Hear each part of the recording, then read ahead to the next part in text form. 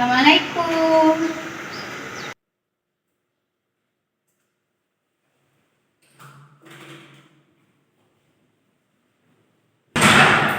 Ya, waalaikumsalam. Silakan masuk. Mau duduk di mana? Di situ saja, Bu. Oh, silakan. Bentar ya, saya tutup dulu.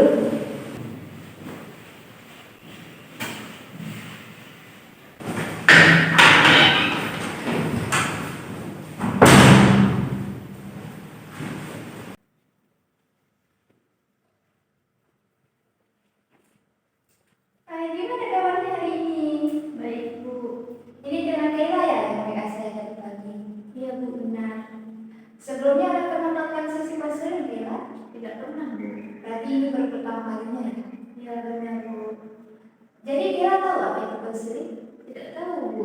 Tidak tahu ya. Baik, Kayla, sebelumnya perkenalkan nama saya Ismail Sila. Dalam proses konseling ini, saya akan menjadi konselor yang mendampingi Kayla. Sebelum kita mulai, saya akan menjelaskan sedikit mengenai konseling. Jadi, konseling itu adalah proses pemberian bantuan kepada individu untuk membantu memahami masalah dan menemukan solusi yang tepat. Jadi, Kayla, selama dalam proses konseling ini, Kayla bebas bercerita dan menyampaikan apa yang Kayla rasakan. Karena dalam proses konseling ini ada asas, salah satunya asas kerahasiaan. Jadi, apapun yang Kayla ceritakan akan saya rahasiakan, ya. Jadi Kayla nggak perlu takut ya, kita santai-santai aja di sini. Ya, Bu. Baik, Kayla, apakah Kayla sudah siap untuk mengikuti sesi konseling ini? Insya Allah siap, Bu. Kira-kira apa yang ingin Kayla ceritakan hari ini? Sebenarnya yang ingin Kayla ceritakan itu sangat banyak, Bu. Tapi Kayla mau menceritakan apa yang membuat Kayla itu paling bingung dalam masalah ini. Jadi kan Kayla kuliah dulu kan. Sekarang udah semester 4. Jadi Kayla kuliah di jurusan bimbingan konseling Islam. Kan di jurusan ini kita harus banyak berinteraksi dengan orang. Jadi Kayla nggak suka, Bu, karena Kayla itu suka sendiri gitu kan. Jadi Kayla mikir kok bisa Kayla nggak suka sama jurusan ini, tapi Kayla bisa bertahan sampai sekarang. Itu, Bu. Perasaan nggak suka itu masih sering muncul sampai sekarang ya, Kayla? Ya, Bu, benar. Dari awal pun saya selalu memikirkan saya itu nggak suka dengan jurusan ini dan saya selalu merasa saya nggak cocok dengan jurusan ini. Jadi kenapa saya selalu bertahan sampai sekarang gitu? Kok bisa saya bertahan sampai sekarang? Jadi meskipun sudah menjalani beberapa semester, perasaan itu belum benar-benar hilang. Ya, Bu, benar. Sampai sekarang pun masih ada perasaan itu. Lalu? Ini, Bu, jadi awalnya kan Kayla milihnya tuh asal-asal gitu kan jurusan. Habis itu Kayla nengok bimbingan konseling Islam nih kayaknya seru deh jurusannya kan. Kayla kira nggak terlalu banyak interaksi dengan orang-orang gitu. Jadi Kayla ambil lah kan. Ternyata pas udah mengikuti perkuliahannya, ternyata banyak kali kita tuh harus presentasi lah, kerja kelompok, wawancara, praktek konseling lah. Saya merasa saya nggak mampu, bukan nggak mampu, Bu, tapi kayak saya tuh lebih nggak suka gitu, nggak nyaman gitu, Bu. Jadi kayak saya ngerasa kayak mana ya caranya cepet-cepet siap praktek ini. Saya ngerasa kayak gitu, Bu. Beda sama teman-teman saya, mereka tuh semangat gitu, Bu. Saya enggak gitu. Jadi Kayla merasa jurusan ini tidak sesuai ya dengan apa yang Kayla rencanakan sebelumnya. Jadi pastinya Kayla merasa kondisi ini terlalu berat ya, apalagi harus menjalani perkuliahan. Ya, Bu, Kayla mikir kok bisa ya Kayla bertahan. Seharusnya kan kalau emang Kayla nggak cocok dari dulu dah nggak usah pergi lagi gitu kan, nggak usah lanjutkan. Tapi sampai sekarang Kayla kayak merasa kok bisa sampai bertahan gitu, Bu kan. Jadi Kayla bingung, Bu, kayak mana ini harusnya gitu. Menurut Kayla nih ya, apa yang membuat Kayla merasa kurang cocok dengan jurusan DKI ini? Gini, Bu, di jurusan DKI itu kita dituntut untuk sering melakukan interaksi dengan orang-orang, habis itu presentasi, habis itu disuruh praktek konseling, habis itu disuruh kerja kelompok, wawancara gitu lah, Bu. Coba Kayla ceritakan lebih jauh tentang itu. Jadi gini, Bu, kan kalau kuliah di jurusan bimbingan konseling Islam itu kan kayak kita tuh banyak berinteraksi dengan orang-orang lah. Kita harus berani untuk ngomong duluan lah kan, apalagi kayak wawancara, praktek konseling gitu bukan. Jadi disinilah yang membuat Kayla tuh merasa tidak nyaman. Bahkan Kayla merasa, kapan ya selesai ini prakteknya gitu kan. Karena Kayla merasa nggak nyaman gitu, kayak nggak suka, bukan jiwa Kayla kali gitu kan. Jadi Kayla merasa oh ini harus cepet-cepet siap, gimana ya caranya. Kayla selalu mikir itu, sampai pas nengok kawan-kawan lain, orang tuh semangat kali kalau ada praktek, orang tuh suka gitu kan. Tapi kalau Kayla nggak nyaman gitu kan, kayak aneh gitu, karena Kayla orangnya suka sendirian gitu bukan, apalagi pas libur Kayla suka di kamar itu, jarang pun kumpul-kumpul bareng keluarga gitu kan. Jadi Kayla merasa nggak nyaman gitu dengan jurusan ini, nggak cocok gitu. Jadi di satu sisi Kayla merasa nggak cocok dengan jurusan ini dan sering mempertanyakan pilihan jurusan Kayla. Tapi di satu sisi Kayla masih bertahan dan menjalani perkuliahan sampai semester 4. Iya Bu, benar. Kayla pun bingung, kok bisa Bu? Kok bisa Kayla masih bertahan sampai saat ini gitu kan? Ini bingung aja kenapa bisa gitu Bu. Ketika Kayla mengatakan tidak cocok, apakah semua hal di BKI tidak Kayla sukai? Enggak juga Bu, ada juga beberapa yang Kayla suka gitu. Maksudnya? Jadi gini Bu, kan ada tuh di jurusan BKI itu kita ada mempelajari tentang kepribadian manusia, perkembangan manusia itu gimana. Habis itu bagi kita itu bisa mempelajari bagaimana manusia itu bertingkah laku.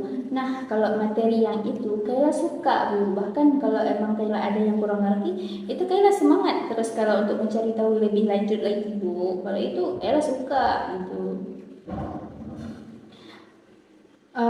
Dan sejauh kita ngomong ini, Kayla baru sadar Bu, kita dari tadi Kayla terlalu fokus menceritakan apa yang Kayla nggak suka gitu ya. Padahal kan di jurusan ini ada juga yang Kayla suka gitu kan. Kalau kita perhatikan dari cerita tadi, hal yang membuat Kayla merasa tidak nyaman itu berkaitan dengan interaksi sosial. Menurut Kayla bagaimana? Ya juga ya Bu, Kayla terlalu fokus mengeluh ke hal-hal yang Kayla itu nggak suka. Ternyata di jurusan ini ada loh yang Kayla suka, kayak materi-materinya gitu kan. Ternyata Kayla terlalu cepat menyimpulkan bahwa Kayla tuh nggak cocok dengan jurusan ini karena Kayla terlalu fokus ke apa yang Kayla nggak suka gitu Bu. Nah, ada satu hal nih yang menarik dari cerita Kayla tadi. Di awal, Kayla mengatakan tidak cocok dengan jurusan ini. Tetapi Kayla juga mengatakan Kayla masih menjalani perkuliahan sampai sekarang, sampai semester 4. Dan juga ada beberapa mata kuliah yang Kayla sukai.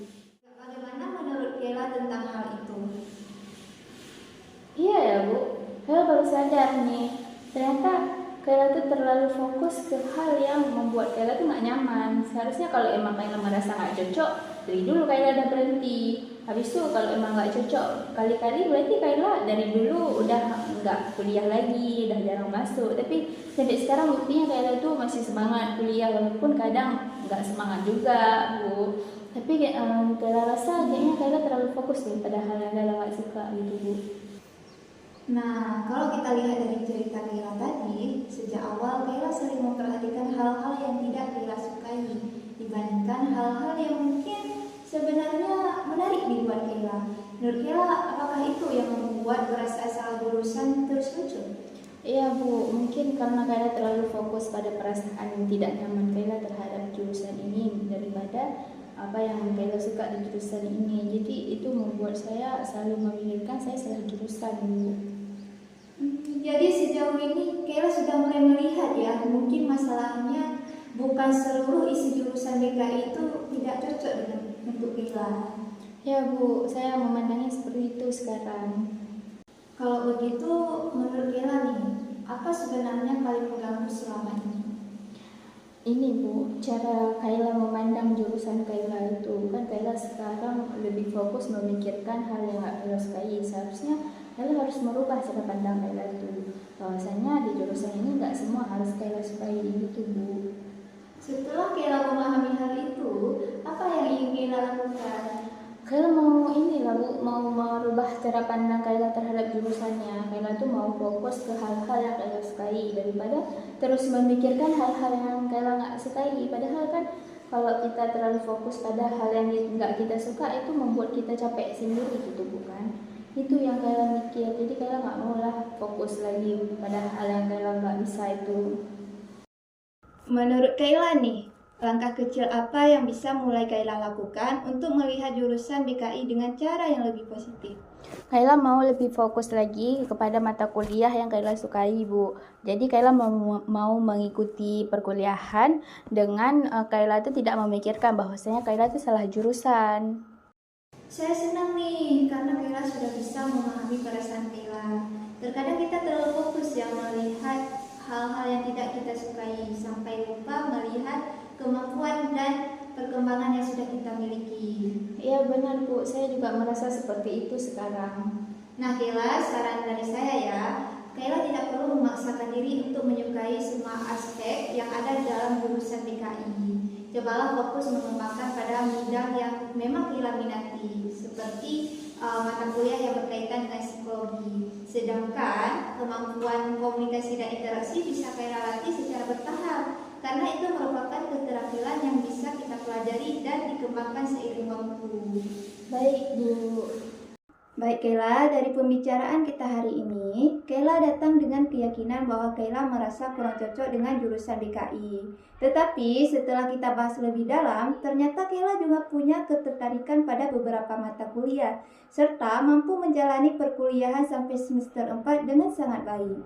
Kemudian kita juga melihat bahwa ketidaknyamanan Kayla berkaitan dengan aktivitas yang menuntut Kayla untuk interaksi sosial, bukan isi seluruh jurusan BKI. Karena itu, langkah yang ingin Kayla lakukan adalah melihat jurusan BKI dengan cara yang lebih utuh.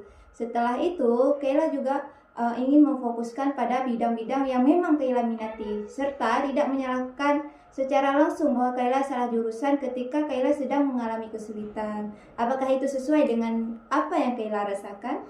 Iya, Bu, sesuai banget. Jujur, setelah bercerita seperti ini sama Ibu, jadi Kayla merasa lebih lega, lebih nyaman sekarang. Baik Kayla, Alhamdulillah. Saya senang mendengarnya. Karena Kayla sudah bisa memahami diri sendiri, sudah menemukan solusinya, dan sudah merasa lega. Sebelum kita akhiri sesi konseling ini, ada hal yang ingin Kayla tanyakan? Tidak ada lagi, Bu. Baik Kayla, terima kasih ya karena Kayla sudah berani bercerita apa yang Kayla rasakan hari ini. Baik, Bu, terima kasih.